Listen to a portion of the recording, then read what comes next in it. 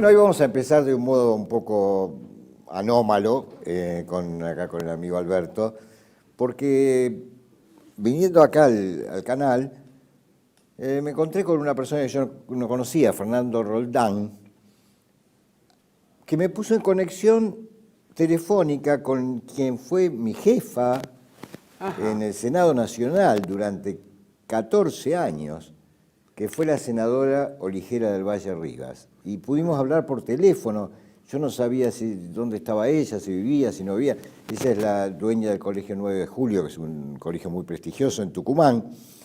Así que bueno, vaya este pequeño recuerdo y homenaje. Estoy realmente muy contento de haber puesto en conexión con ella. Pero vayamos, Alberto, Bueno, está bien ese nuestro, homenaje, pero está bien hacerle un homenaje a esta gente también, ¿no? No Así- serán así- filósofos, pero te permitió pero ha filosofar. sido una también. excelente senadora. Ojalá tuviéramos varios así ahora. Qué bien. Sí, yo Como sé lo que, fue Eduardo Menem, como lo fueron algunos otros, digamos. yo sé que esta Oligela fue muy amiga de un tipo que fue un gobernador extraordinario de Tucumán, que se Riera, llamaba claro, Fernando Riera, claro. que era un docente, y que yo estuve en la casa de Fernando Riera, que vivía en Bellavista.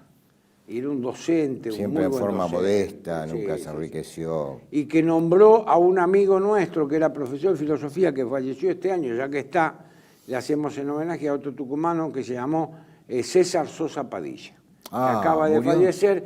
¿Te acuerdas cuando vino Alexander Dugin, que él habló? Es que lo conozco. Sí. Bueno, y él a los pocos días falleció, quiere decir que hace 2 o 3 meses que falleció. Bueno, entramos en el tema. Para que vean que este programa también tiene sangre en las venas y bueno, y la vida continúa. Hoy nos vamos a ocupar de un tema que es muy caro a Silvio Maresca, que es Nietzsche. Yo lo he elegido ¿por qué? Porque, bueno, de alguna manera quiero que Silvio hable. Entonces yo voy a hacer una introducción pedagógica, didáctica, para que los muchachos que estudian Nietzsche tengan algo donde asirse, donde aferrarse.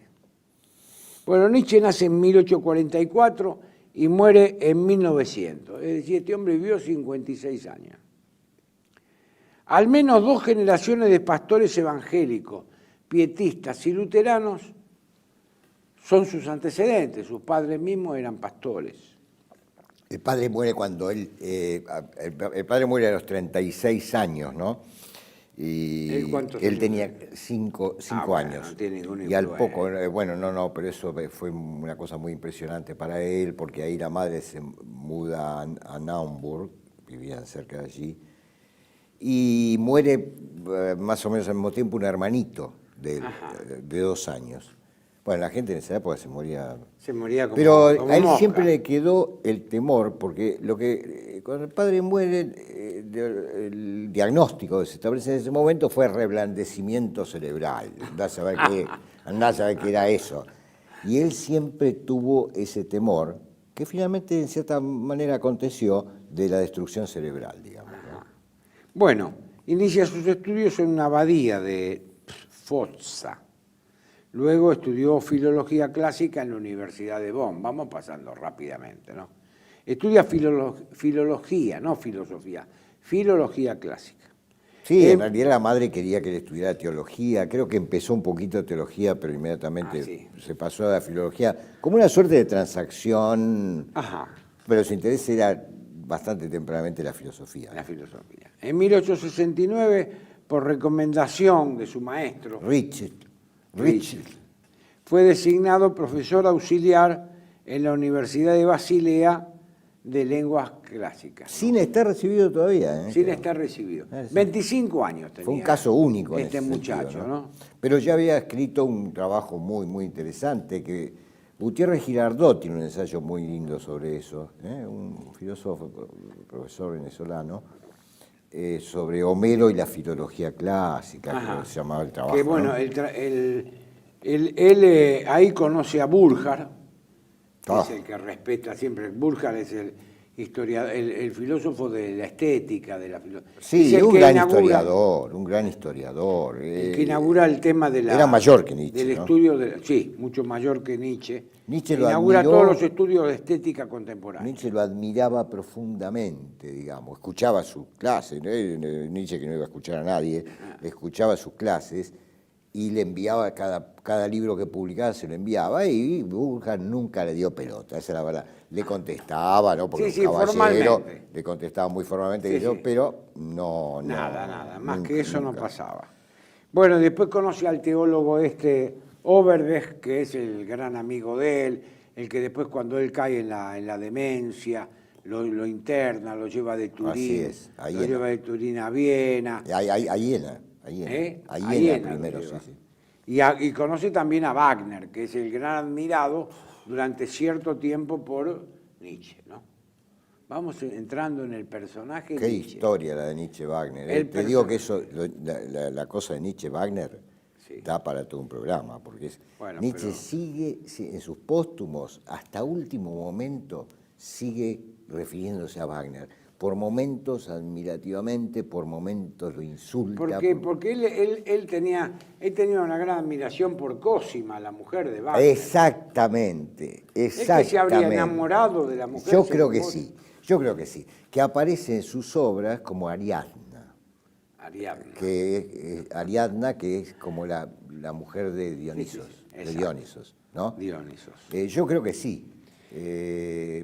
Pero, bueno, idolatría por Wagner, hasta que Wagner se va inclinando, según él, según Nietzsche, por el cristianismo, y termina de romper con Wagner cuando Wagner presenta Parsifal.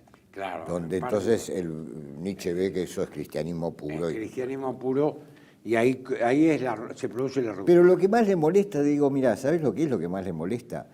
Cuando se inaugura en 1876 Bayreuth, ¿no? Claro. Que todavía se hacen los festivales Wagner ahí. Sí. Bayreuth. Y él esperaba de Wagner que Wagner, la música de Wagner o la obra de arte total de Wagner, recompusiera la cultura alemana. Desde ahí recompusiera la cultura alemana, que en esa época el joven Nietzsche pensaba que estaba invadida por lo latino, por lo romano. Y exacto. Se podía, a través de Wagner, reconstruir la cultura alemana y desde ahí la nación alemana, porque a él no le gustaba el camino que seguía Bismarck. No le gustaba el camino, nunca le gustó Bismarck, porque él quería que Alemania fuera como el corazón cultural de Europa, no industrial, digamos, no comercial. ¿No? En fin, equivocado no. Pero te quiero decir, cuando él va al primer festival Bayreuth, pensando que ahí iba a reunirse, no sé, el nacionalismo alemán, encuentra una burguesía podrida, digamos, todo un circo, Wagner hecho un pavo real, qué sé yo, y es ahí en el momento. Ahí es la gran desilusión. Es la gran desilusión, muy bien. Bueno, en 1873, ustedes calculen que nació en 1844, en 1873 este hombre tiene 29 años. Produce la primera obra que es conocida como El origen de la tragedia. Dice, el origen de la tragedia a partir del espíritu de la música. Sí, el nacimiento mejor. El nacimiento. Mejor nacimiento. El título original es Sócrates y la tragedia griega. Wagner siempre le dio a Sócrates como gallego a la gaita. Le dio a Sócrates... Nietzsche, perdón. Le dio a Sócrates como gallego a la gaita. Siempre le dio. Que rompe la eticidad griega, después lo vamos a ver ahora. Así es. Pero bueno, queremos enumerar las obras para que el que nos escucha y quiere estudiar Nietzsche sepa dónde agarrarse. Ante todo tiene que leer El nacimiento de la tragedia, por ahí tiene que empezar, ¿no? Bueno, hay escritos de la misma época que son importantes, pero tiene que leer El nacimiento de la tragedia. El nacimiento de la tragedia. Después viene del 73 al 76 Consideraciones introspectivas, donde se destaca la interpretación mítica del pasado, ¿no? Él comienza a trabajar sobre todo el tema de la mítica del pasado, de la cultura y demás. Bueno, ahí es muy importante la segunda intempestiva, ¿no? Ajá. Que se llama De la utilidad y de los inconvenientes de la historia para la vida, digamos, ¿no? Que es todo un programa historiográfico en realidad, ¿no? que desarrolla él ahí. Bueno, no quiero entrar muy en detalle de la obra, pero digo, de las 4 intempestivas, esa es quizá la más importante. Muy importante es también la tercera. Él pensaba escribir 20, se quedó en 4. La tercera que se llama Schopenhauer Educador, que está dedicada a Schopenhauer. Que él ahí hace una consideración muy interesante. Muy interesante sobre Schopenhauer. Que sobre más bien la uno de los pocos autores, ¿no?, que él considera. Exacto, después al final lo denosta, pero lo considera sobre gran parte. Y el único que estudió bien, te digo, porque Nietzsche tampoco era un erudito en filosofía. No, pero tiene algunos... Mucho se había formado con el libro de Lange, Historia del Materialismo, que es una porquería. Después del 73, en el 78, Humano demasiado humano, que es el giro científico. Exacto. Que se produce en Nietzsche, y se inclina a Darwin y todo el cientificismo. Es un momento de su vida. Quiero explicar un poquito eso mínimamente, ¿no? O sea, ¿por qué? ¿Qué pasa ahí? La desilusión con Wagner es a la vez la desilusión con respecto al romanticismo. La primera etapa de Nietzsche es romántica. El romanticismo alemán, vos sabés que duró hasta Hitler. Sí. Digamos, es una cosa... Lo podés ver en música, en literatura, en filosofía, lo encontrás por todas partes. Pero él cree darse cuenta que el romanticismo no es más que una simulación pequeño burguesa, digamos, y nada más, ¿no? De seres en el fondo decadentes, desgastados, decadentes, etc., ¿no? Entonces, ¿qué hace? Toma partido por el cientificismo positivista, por otra parte en boga. Claro, sí. ¿No? ¿Pero para qué? Para pelear contra los románticos, para pelear contra el romanticismo, para no quedarse en la cosa edulcorada. No, quiero ir más a fondo en la verdad, quiero ir... ¿Y qué camino tengo?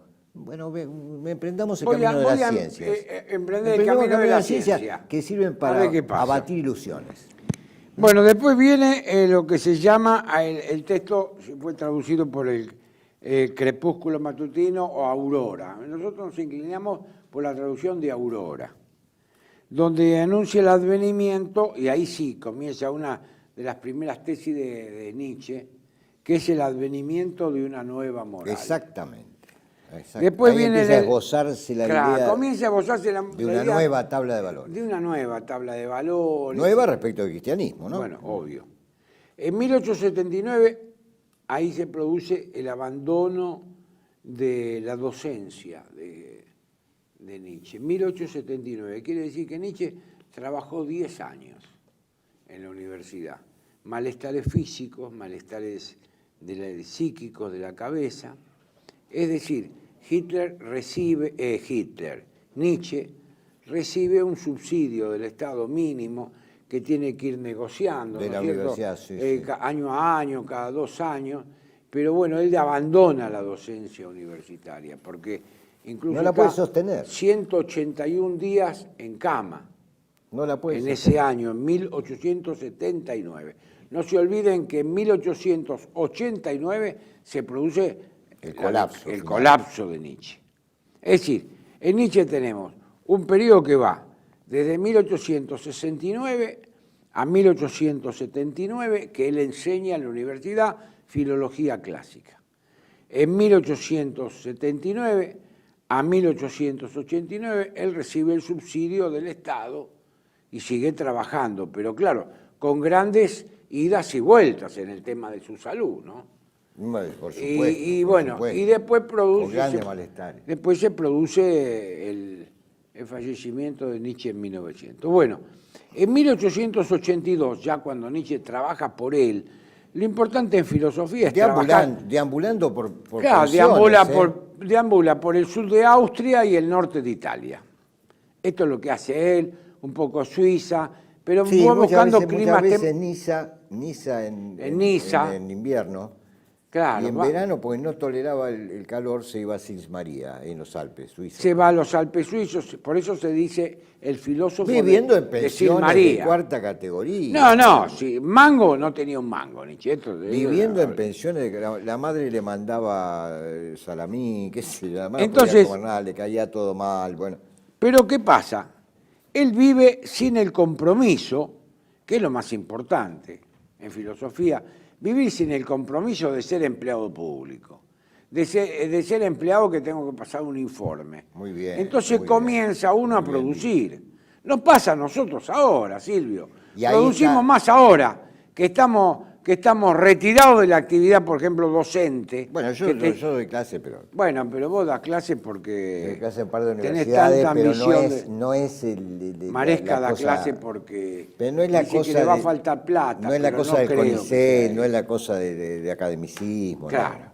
Entonces Nietzsche comienza a producir ahí interesante. Y produce en 1882, después que se retira, La Galla Ciencia, que ahí sí es un texto sobre la transmutación de los valores. Para mí, la mejor obra de Nietzsche. Para mí, vos. a mi Bueno, lo juicio. dice Maresca, se pasó 50 años estudiando a Nietzsche. O sea, no tanto, bueno, no sé, más o En menos 1883 comienza la redacción de su principal obra, 1883-1885, que es Así habló Zaratustra. Entonces, donde Nietzsche fija los 4 temas de su pensamiento. Todo aquel que estudie Nietzsche, le recomendamos a los muchachos, muchos que no leen Platón, no leen Aristóteles, no leen San Agustín, no leen Santo Tomás, no leen Eriúgenes, no leen Duns Scotus, no leen Descartes, no leen Hegel, y comienzan con Nietzsche porque, bueno, porque está de moda, porque le resulta bien, porque su literatura es agradable, la forma de escribir. Nietzsche es encantador, Claro, vamos a decir como claro, es. Nietzsche es un gran encantador, escritor, es un gran escritor y hay que dejarse de jorobar. Y muchos muchachos que estudian filosofía tienen que saber esto, lo que voy a decir ahora. Así habló Zaratustra, es la principal obra de Nietzsche. Y Nietzsche fija 4 ideas fundamentales en esa obra, que son la metafísica de Nietzsche. La primera, la muerte de Dios. No es que Dios murió, nosotros lo matamos. No, además se murió porque vivió, ¿no? Y vivió. Lo cual ya basta La civilización moderna. Ya basta para entender... La segunda. Esperá, déjame decirte esto. Ya basta para entender que Nietzsche no era un ateo vulgar. Claro, no es un porque ateo. si murió es porque vivió. Vivió. No es que Dios no existe. No dice eso. No. Dice Es que la murió. muerte de Dios. Y nosotros lo hemos matado. Nosotros lo hemos matado. Habría que ver por qué, no es momento de hablar. Primer punto, la muerte de Dios. Segundo punto, el superhombre. Übermensch.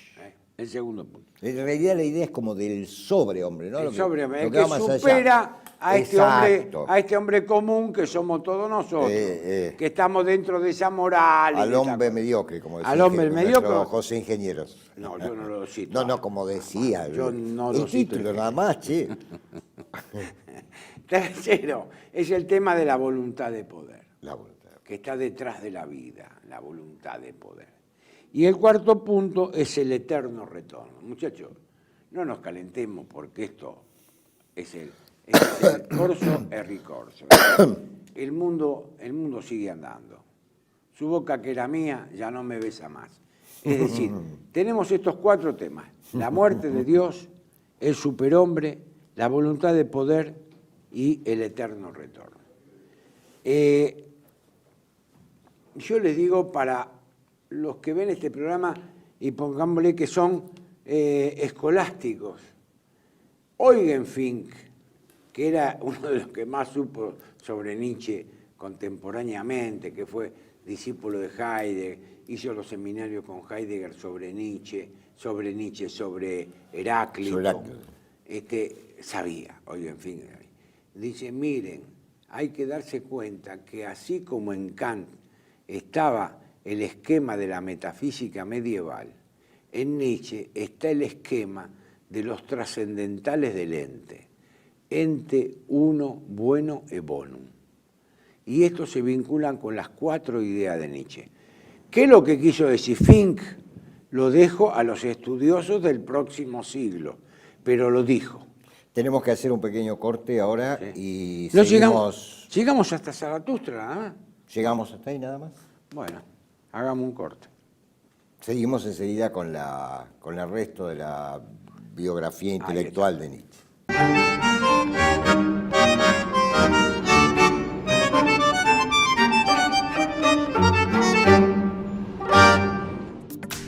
Bienvenidos a CEPA, Centro de Estudios del Pensamiento Americano.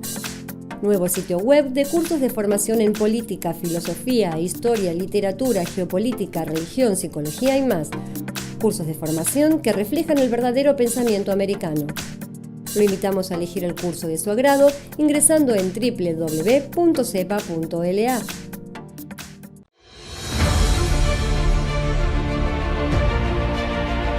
Un fuerte abrazo a TV1 por su 7º aniversario. Le mando yo y todos los míos, porque estamos desde el principio con ustedes y valoramos la tarea cultural que van realizando en orden a la desmitificación política y la colonización cultural. El canal TV1 es uno de los pocos medios en el mundo capaces de reunir voces disidentes en nuevos entendimientos. A lo largo de sus 7 años han participado liberales, conservadores, nacionalistas, radicales, peronistas y librepensadores, trabajadores, académicos y profesores. Su principal herramienta es la búsqueda de la verdad y su mayor valentía la de no callarse. TV1, feliz cumpleaños. Hola amigos de TV1, les habla Mariano Gabriel Pérez Tinirello y este mensaje es para desearles un feliz aniversario y que continúen con este combate por la verdad política, por la verdad filosófica y por la verdad cultural. Hoy tan cercenada, distorsionada. Gracias a Dios tenemos un medio que son ustedes, que están difundiendo la verdad y que esperemos continúen haciéndolo con la integridad con que lo vienen haciendo. Así que les mando un fuerte saludo y a continuar en la labor.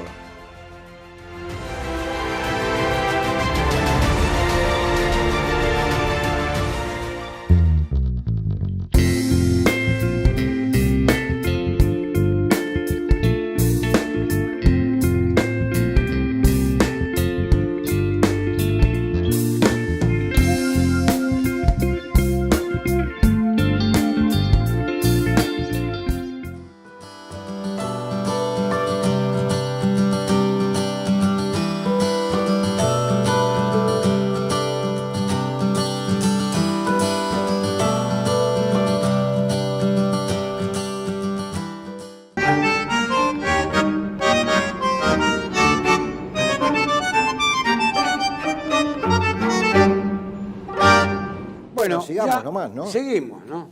Entonces, después, en 1886... Estamos concretamente con la biografía intelectual de Nietzsche. La biografía intelectual a través de sus libros. No la biografía intelectual, a través de sus libros. Entonces llegamos en 1883. En 1886 escribe Más allá del bien y del mal, que es el complemento negativo al Zaratustra, así habló Zaratustra. Vos sabés que el mismo Nietzsche en Ecce Homo lo aclara eso, lo dice así, sí. ¿no? Dice que el Zaratustra es la parte de su filosofía que dice sí. Claro. Y él creía profundamente en la autoafirmación. Claro. Y dice que más allá del bien y del mal es la parte negativa, crítica, digamos, ¿no? Porque el juego de él es entre la crítica y la afirmación. Perfecto. Después viene el libro que nos vamos a ocupar nosotros, 1888-1889, El crepúsculo de los ídolos, o cómo se filosofa con el martillo. Ustedes saben que ahora salió un libro en Argentina de un filósofo, pseudofilósofo muy publicitado, se llama Darío Struckenbucker. No, Starriver. Bueno, Darío Z. No, bueno, pero me extraña que lo llame filósofo ese engendro. Bueno, y entonces dice, ¿cómo se filosofa con el martillo? Lo toma de acá, de este trabajo, bueno, El crepúsculo no lo llame de los filósofo, ídolos. ni siquiera pseudofilósofo. ¿Cómo es que dice en lugar de Dionisos, en lugar de Dionisos... Dionisio. Dionisio. Tiene una... no, es un animal. Dionisio es un nombre de un tirano, ¿te acordás del tirano de Siracusa?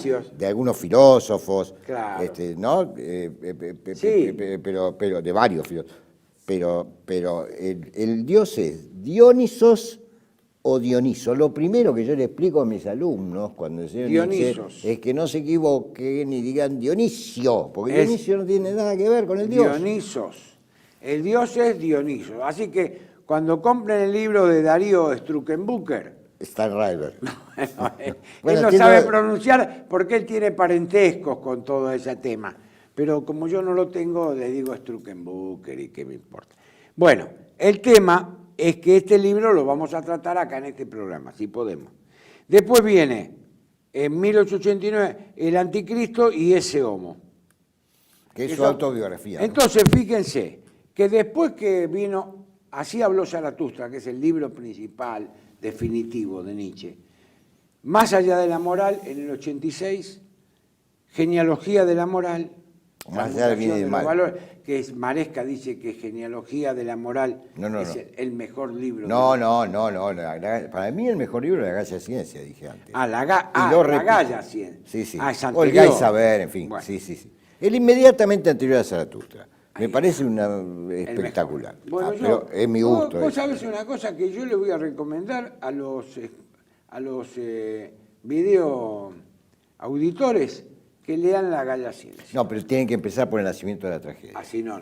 Tienen que empezar Bueno, por... pero entonces vos sos como... ¿Sabés qué? Como Giorgio Y está Colli. muy bien como lo estás haciendo. A Nietzsche hay que leerlo cronológicamente.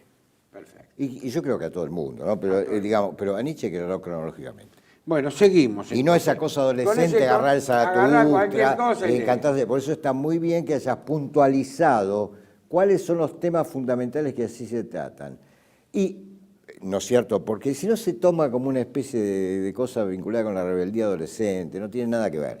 Y es más, yo te diré una cosa, no conviene empezar a estudiar filosofía por Nietzsche. Bueno, no acá conviene empezar ustedes por escucharon a un estudioso de Nietzsche Porque, que coincide con Giorgio Colli, que coincide con Heidegger, que coincide con Eugen Fink, que son los grandes estudiosos de nuestra época de Nietzsche, que dice, Nietzsche no conviene estudiarlo de entrada, muchachos. No. Hay que estudiar filosofía y después estudiarlo a Nietzsche y estudiarlo secuencialmente. Pero además, querido, ¿cómo vas a entender lo que es la voluntad de poder sin saber la larga historia que empieza con San Agustín de la voluntad? ¿Qué entendés? Nada. Bueno, en 1900... ¿Entendés, sabes qué? La voluntad de poder como entienden los políticos. Dale. En concreto, Nietzsche muere se derrumba en 1889 y muere en 1900. Yo me acuerdo... ¿Qué tuvo? ¿De qué? Bueno, a ver. Acá, porque sobre esto se ha construido mucho mito en el peor sentido. Se le diagnosticó parálisis cerebral. Ahora, según todas las apariencias, fue una última etapa de una sífilis, que en ciertos casos termina con una destrucción cerebral. Con lo cual, él no es que tenía una locura florida, porque muchos dicen, esto estaba loco de siempre. No, él tuvo una destrucción cerebral, eso es demencia, y es un episodio físico, fisiológico, digamos. Claro. Hasta el momento que no se produjo esa destrucción, puede haber habido algunos arrestos vinculados con eso, pero no fue un psicótico nunca, es otra cosa, no es una psicosis florida, es una destrucción cerebral. Ya está. Seguramente listo. Tenía una sífilis. ¿No? Sífilis, bueno. Contraída en un prostíbulo cuando era estudiante. Digamos. Bueno, no importa. Mala suerte.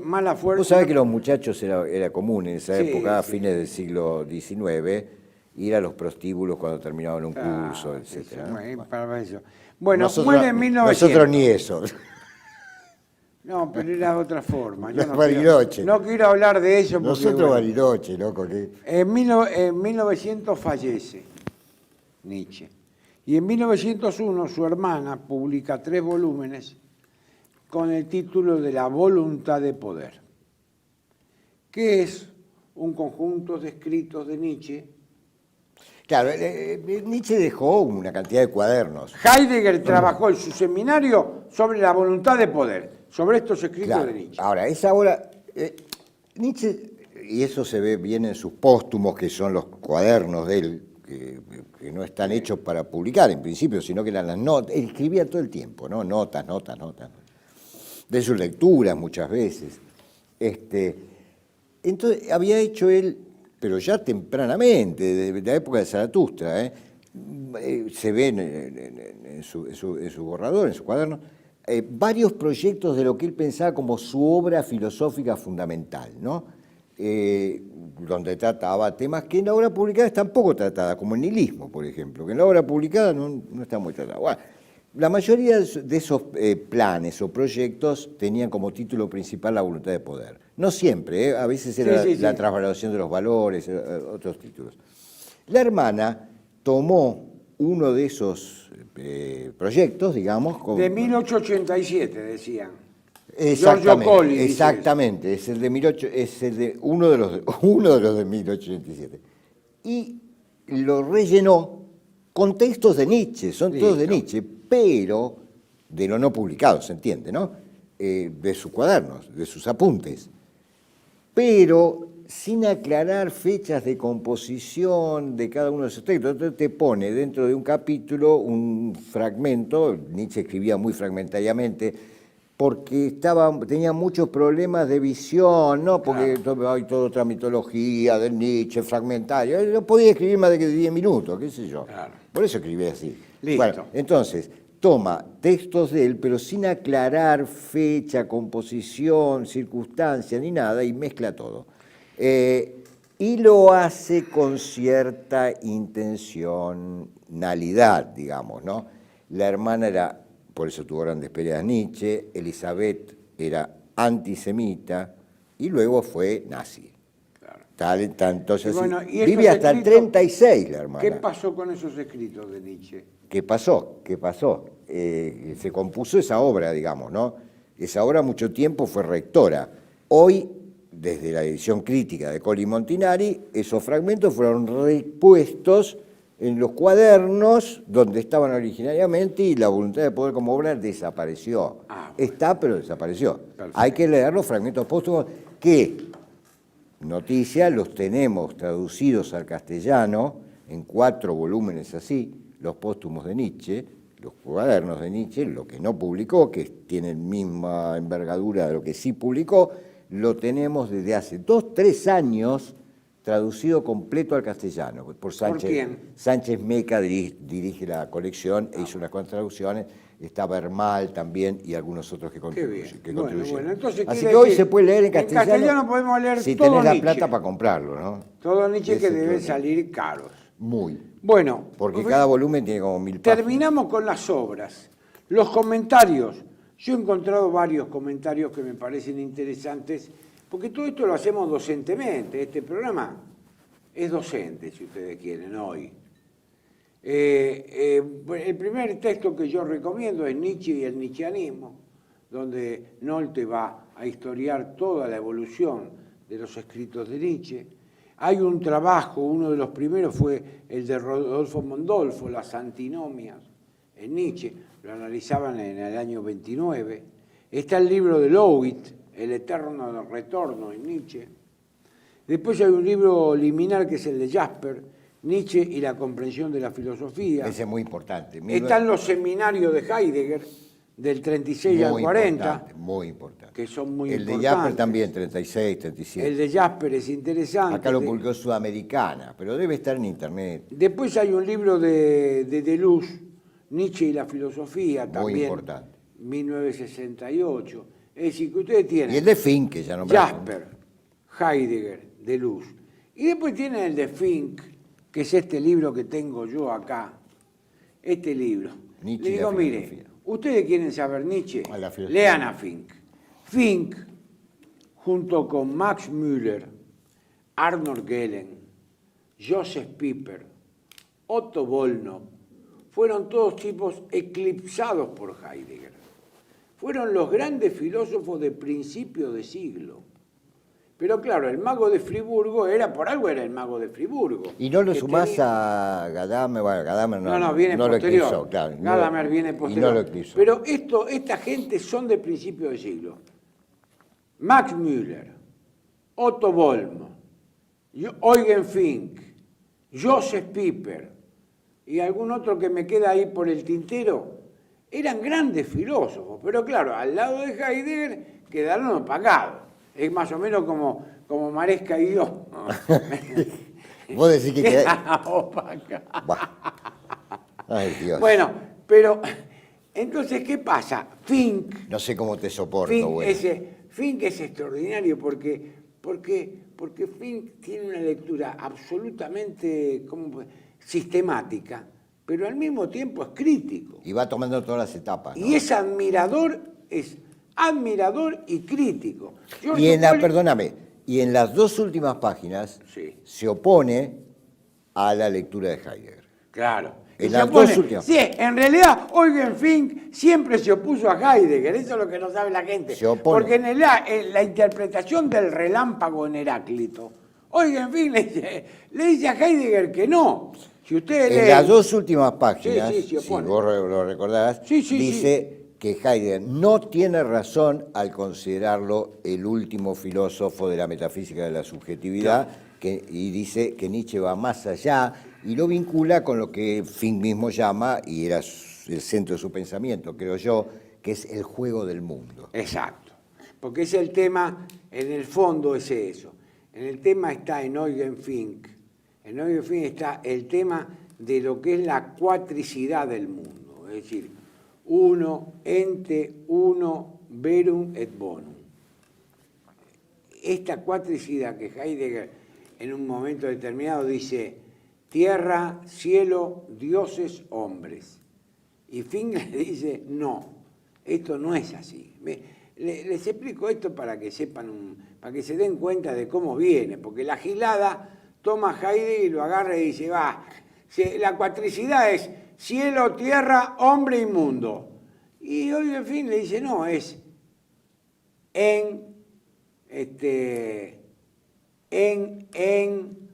áletos, ágatos.